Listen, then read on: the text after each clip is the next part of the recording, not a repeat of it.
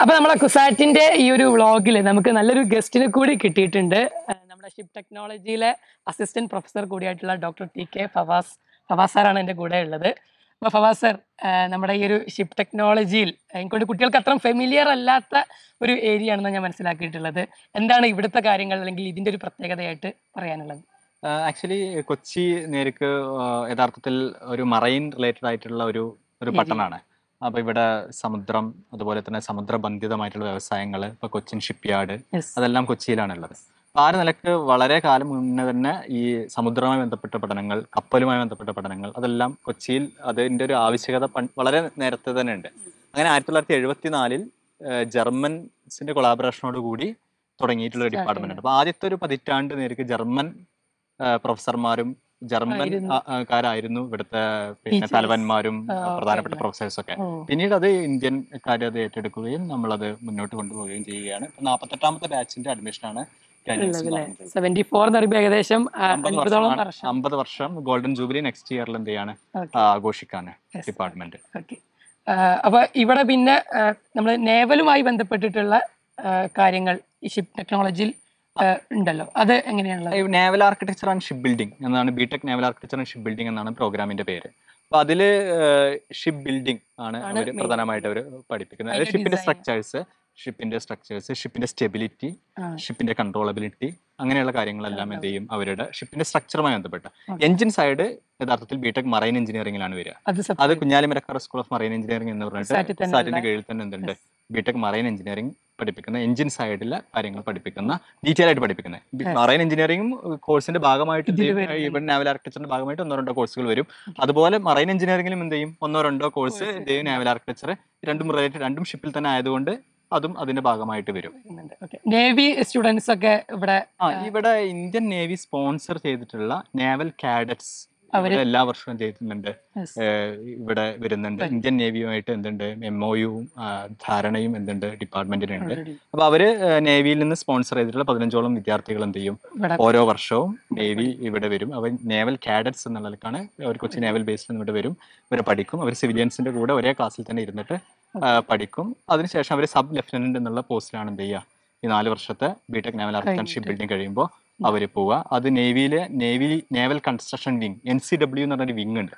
അതുപോലെ അവരാണ് വാർഷിപ്സ് ഒക്കെ ഡിസൈൻ ചെയ്യുകയും ആ നിലക്കുള്ള പ്രവർത്തനങ്ങളൊക്കെ തന്നെ അവർ ഇടപെടുകയും ചെയ്യുന്ന ആളുകളാണ്. ഇതിനൊരു ഒരു പ്ലേസ്മെന്റ് എത്രത്തോളം സ്റ്റുഡൻസ് ഇവിടുന്ന് കഴിഞ്ഞു പോകുമ്പോൾ പുറത്ത് രാജ്യങ്ങളിലാണോ അതല്ല അവർ കൂടുതലായിട്ട് ഇന്ത്യയിലും അതുപോലെ തന്നെ വിവിധ രാജ്യങ്ങളിലും എന്തുണ്ട്, ലോകത്തെ ഒരു പ്രധാനപ്പെട്ട ഷിപ്പ് ക്ലാസിഫിക്കേഷൻ സൊസൈറ്റികൾ, ഷിപ്പ് യാർഡ്സ്, ഷിപ്പ് ഡിസൈനിങ് കമ്പനികളിലൊക്കെ തന്നെ കുസാറ്റിന്റെ ഈ ഷിപ്പ് ടെക്നോളജിയുടെ അലുമിനിയെ നമുക്ക് എന്ത് ചെയ്യാൻ പറ്റും, കാണാൻ പറ്റും. തീർച്ചയായിട്ടും സ്റ്റുഡൻസ് ഒക്കെ ശരിക്ക് പ്രത്യേകിച്ച് ഇങ്ങനെ ഒരു പുതിയൊരു വെറൈറ്റി ആയിട്ടുള്ള അല്ലെങ്കിൽ ഇതുമായി ഒരുപാട് ഇൻട്രസ്റ്റ് ഉള്ള കുട്ടികൾക്കൊക്കെ ശരിക്ക് ഓപ്റ്റ് ചെയ്യാവുന്നൊരു സംഗതി കൂടിയാണ് ഷിപ്പ് ടെക്നോളജി എന്നുള്ളത്. അതല്ലാതെ നമ്മൾ ഇതിന് പുറത്തേക്ക് ഒന്ന് കുസാറ്റ് എന്നുള്ള മൊത്തത്തിൽ എടുക്കുകയാണെങ്കിൽ എന്തൊക്കെയാണ് കുസാറ്റിന് മാത്രം ഒരുപാട് യുണീക്ക് ആയിട്ടുള്ള കോഴ്സസ് ഉണ്ട് എന്ന് എപ്പോഴും പറയാറുണ്ട്. എന്തൊക്കെയാണ് അങ്ങനത്തെ ചില കോഴ്സ് കാര്യങ്ങളുമായി റിലേറ്റ് ചെയ്തിട്ടുള്ളത്? ഏറ്റവും പ്രധാനമായിട്ടുള്ള കോഴ്സസ് ഒന്ന് ഇവിടെ തൊട്ടടുത്ത് തന്നെയുള്ള ഡിപ്പാർട്ട്മെന്റ് ഉണ്ട്, international school of photonics, ISP. Photonics, അത് ഫോട്ടോൺസ്, ലൈറ്റ്, ഈ റിലേറ്റഡ് ഏരിയസിൽപ്പെട്ട ഒരു നല്ല ഒരു ഡിപ്പാർട്ട്മെന്റ് ആണത്. Integrated MSc. അവിടെ 20 സീറ്റ് ആണ് 5 ഇയർ ഇന്റഗ്രേറ്റഡ് MSc ഇൻ ഫോട്ടോണിക്സിലുള്ളത്. അപ്പൊ നല്ല കോമ്പറ്റീഷനുള്ള കുസാറ്റ് കാറ്ററിൽ ഏറ്റവും ഉയർന്ന റാങ്കുള്ള കുട്ടികളാണ് എന്ത് ചെയ്യുന്നത് അവിടെ വരുന്നത്. അപ്പൊ അവർ വരുന്ന കുട്ടികൾ എന്താ വെച്ച് കഴിഞ്ഞാൽ അത് കഴിഞ്ഞാൽ ഉടനെ റിസർച്ചിന് വേണ്ടി യൂറോപ്യൻ ഡിഫറെന്റ് കൺട്രീസിൽ പോകുന്നുണ്ട്. ഈവൻ അവർ ഫൈനൽ ഇയറിൽ അവരുടെ പ്രോജക്റ്റും ഇന്റേൺഷിപ്പ് ഒക്കെ അവർ അതും ചെയ്യുന്നത് അവരെന്താണ് യൂറോപ്യൻ കൺട്രീസിലും പ്രധാനപ്പെട്ട അറിയപ്പെടുന്ന സർവകലാശാലകളാണ് എന്ത് ചെയ്യുന്നത് അവർ പോകുന്നത്. കൂടുതൽ ജോബിനേക്കാളും കൂടുതൽ റിസർച്ചിലേക്ക് ഒരു ഇൻട്രസ്റ്റ് ഉള്ളവർക്ക് പറ്റിയ നല്ലൊരു കോഴ്സാണ് എന്ത് ഈ ഇന്റഗ്രേറ്റഡ് MSc.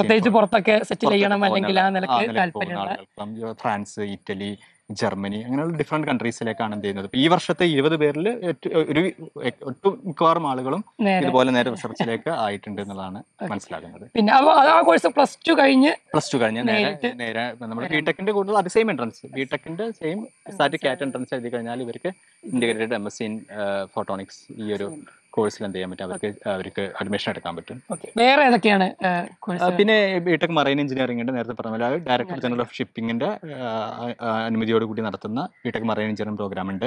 അവിടെ റെസിഡൻഷ്യൽ പ്രോഗ്രാം ആണ്. അവിടെ ഷിപ്പിംഗ് ക്യാമ്പസ് ഉണ്ട്. ക്യാമ്പസിൽ തന്നെ ബിൽഡ് ചെയ്തിട്ടുള്ള ഒരു ഷിപ്പ് ഉണ്ട്. അത് നമുക്ക് കുസാറ്റ് ഓപ്പൺ ഹൗസിലൊക്കെ എന്ത് ചെയ്യാം, കുട്ടികൾക്ക് വന്നിട്ട് എന്ത് ചെയ്യാൻ പറ്റും, സന്ദർശിക്കാനൊക്കെ പറ്റുന്ന അതെല്ലാം ഓപ്പൺ ആയിട്ട് കുസാറ്റ് ഓപ്പൺ ഹൗസ് ഒരു വർഷത്തിൽ ഒരു 4 ദിവസം ചെയ്യും കുസാറ്റ് ഓപ്പൺ ഹൗസ് നടത്തും.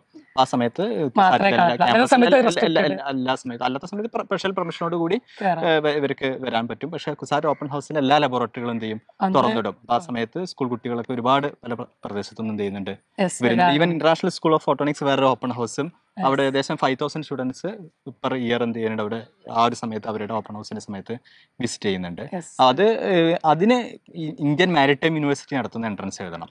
ബിടെക് മറൈൻ എഞ്ചിനീയറിംഗ് IIMU നടത്തുന്ന ഇന്ത്യൻ മാരിടൈം യൂണിവേഴ്സിറ്റി നടത്തുന്ന ഒരു എൻട്രൻസ് അവിടെ എഴുതണം. പിന്നെ അതുപോലെ വ്യതിരിക്തമായിട്ടുള്ള കോഴ്സുകൾ ഉള്ളത് നമുക്ക് മറൈൻ ക്യാമ്പസ് ഉണ്ട്, ലേക്ക് സൈഡിൽ, അതായത് ലേക്ക് സൈഡ് ക്യാമ്പസ് ഉണ്ട്. അവിടെയാണ് കൂടുതലായിട്ടുള്ള മറൈൻ സയൻസസിന്റെ കീഴിലാണ് എന്തുള്ളത് കൂടുതൽ. മറൈൻ ബയോളജി കോഴ്സ് ഉണ്ട് അവിടെ. അധികം PG പ്രോഗ്രാംസ് ആണ്.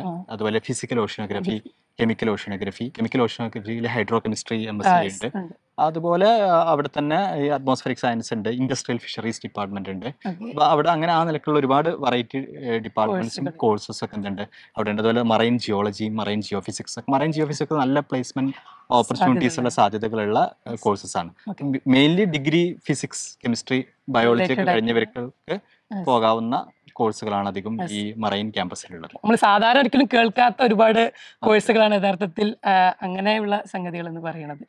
പിന്നെ ഇങ്ങോട്ട് പിന്നെ ഇതില് ബിടെക്കിൽ തന്നെ പോളിമർ സയൻസും വരുന്നുണ്ട് സ്പെഷ്യലായിട്ട്, സെപ്പറേറ്റ്. ബാക്കിയുള്ള കോളേജുകളൊന്നും പൊതുവെ ഇല്ല. അതാണ് ഇൻസ്ട്രുമെന്റേഷൻ വരുന്നുണ്ട് അല്ലെ. അങ്ങനത്തെ പുതിയ ഒരുപാട് കോഴ്സുകളുണ്ട്. പിന്നെ ഞങ്ങളിവിടെ കയറിയപ്പോൾ ഒരിക്കലും വ്യത്യസ്തമായ ഒരു കാഴ്ചയാണ് വെച്ചാൽ കുസാറ്റ് എന്ന് പറയുമ്പോൾ സയൻസ് ആൻഡ് ടെക്നോളജിയാണ്. പക്ഷേ കൂട്ടത്തിൽ ഒരു ഹിന്ദി ഡിപ്പാർട്ട്മെന്റ് അതിന്റെ ഇടയിൽ കാണാൻ സാധിച്ചു.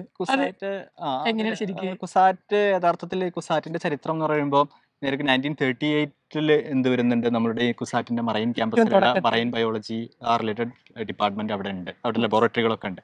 അത് എനിക്ക് ട്രാവൻകൂർ യൂണിവേഴ്സിറ്റിയുടെ കീഴിലാണ്, തിരുവിതാംകൂർ സർവകലാശാലയുടെ കീഴിലാണ്. പിന്നെ കേരള യൂണിവേഴ്സിറ്റിയുടെ ഒരു എക്സ്റ്റൻഷൻ സെന്റർ പോലെ എന്ത് ചെയ്തു, ഇവിടെ സം ഡിപ്പാർട്ട്മെന്റ്സ് ഒക്കെ വന്നു. അതിനുശേഷമാണ് യൂണിവേഴ്സിറ്റി ഓഫ് കൊച്ചിൻ വരുന്നത്. ആ യൂണിവേഴ്സിറ്റി കൊച്ചിൻ 1971 വന്നപ്പോൾ അത് യൂണിവേഴ്സിറ്റി ഓഫ് കൊച്ചിൻ എന്നുള്ള അർത്ഥത്തിലാണ്, കൊച്ചി സർവകലാശാല എന്നുള്ളത്.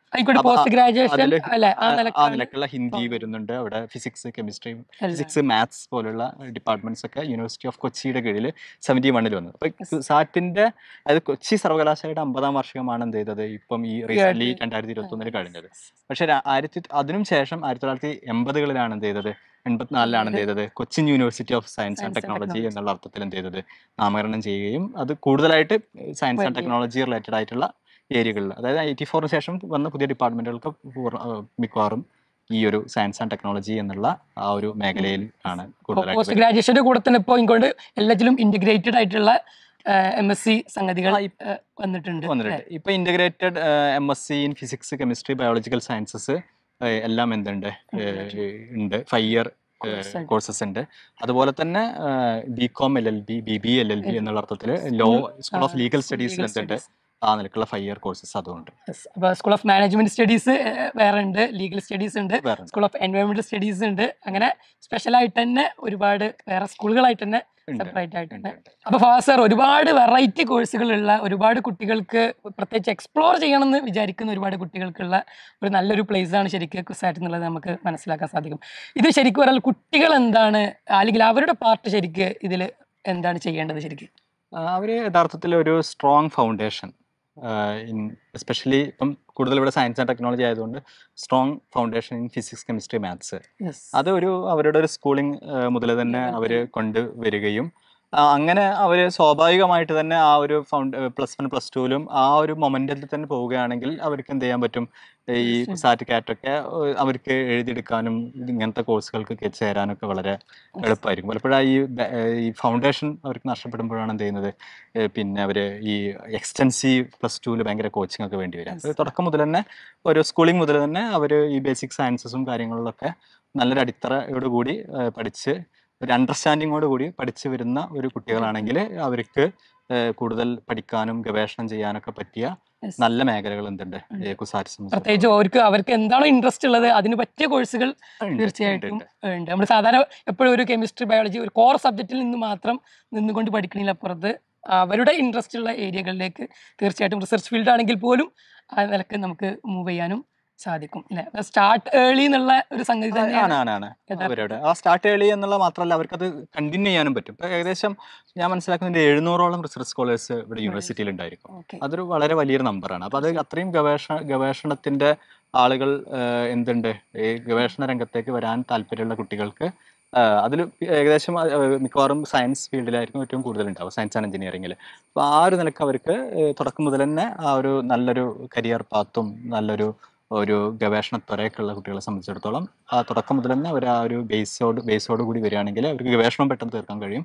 ഈവൻ പോസ്റ്റ് ഡോക്ടോറൽ റിസർച്ചിലേക്കൊക്കെ തന്നെ അവർക്ക് ഇന്റർനാഷണൽ കൊളാബറേഷൻസ് ഒരുപാടുണ്ട്. ഒരുപാട് ഡിപ്പാർട്ട്മെന്റ്സുകളിൽ ഇന്റർനാഷണൽ കൊളാബറേഷനും അവർക്ക് റിസർച്ചിനൊക്കെ പുറത്ത് പോകാനൊക്കെ ഉള്ള ആ നിലക്കുള്ള സാധ്യതകൾ എന്തുണ്ട് ഇവിടെ ഉണ്ട്. So thank you Fawaz sir, ഒരുപാട് നന്ദി.